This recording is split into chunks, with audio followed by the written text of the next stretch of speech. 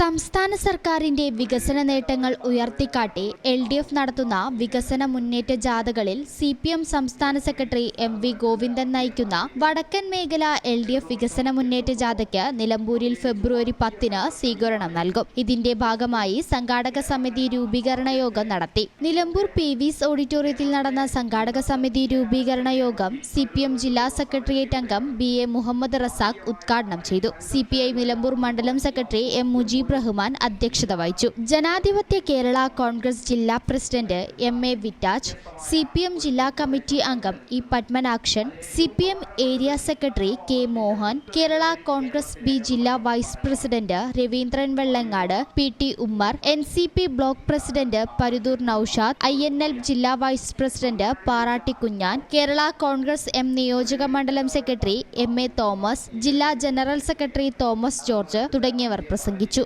സംഘാടക സമിതി രക്ഷാധികാരികളായ professor M Thomas Mathew, PK Sainaba, Nilambur Ayisha, George K Antony, TP George എന്നിവരെയും ചെയർമാനായി PM ബഷീറിനെയും ജനറൽ കൺവീനറായി PA മുഹമ്മദ് റസാഖിനെയും ട്രഷററായി E പത്മനാക്ഷനെയും തെരഞ്ഞെടുത്തു. 1001 അംഗ സംഘാടക സമിതിയാണ് രൂപീകരിച്ചത്.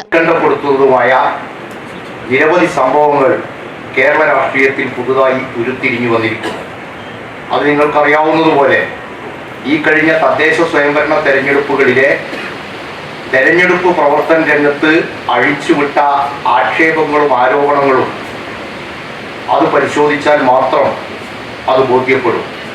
കേരളം എന്ന് പറയുന്നത്, കേരളീയ സമൂഹം എന്ന് പറയുന്നത് പ്രബുദ്ധതയുടെ കാര്യത്തിലും രാഷ്ട്രീയ ധാരണയുടെ കാര്യത്തിലും ഒക്കെ ഒരുപാട് മുന്നിൽ നിൽക്കുന്ന സംസ്ഥാനമാണ് എന്ന് നമ്മൾ അവകാശപ്പെടുമ്പോഴും കേവലം പണവും കുറച്ച് നുണയുമുണ്ടെങ്കിൽ ഒരു നാടിൻ്റെ ജനവിധി അട്ടിമറിക്കാനാവുമെന്നുള്ള മുമ്പൊരിക്കലും കേരളം കണ്ടിട്ടില്ലാത്ത രൂപത്തിലുള്ള ഒരു രാഷ്ട്രീയ നാടകമാണ് കഴിഞ്ഞ മാസങ്ങളിൽ കേരളത്തിന് സാക്ഷ്യം വഹിക്കേണ്ടി വന്നത്. ഈ ചാനൽ ന്യൂസ് നിലമ്പൂർ. ഞങ്ങളെ പറ്റി നിങ്ങൾക്കല്ലേ കൂടുതൽ അറിയുന്നത്? പരിശുദ്ധിയുടെ സുവർണ പാരമ്പര്യം ഹയാത്ത് ഗോൾഡൻ ഡയമണ്ട്സ് വളാഞ്ചേരി.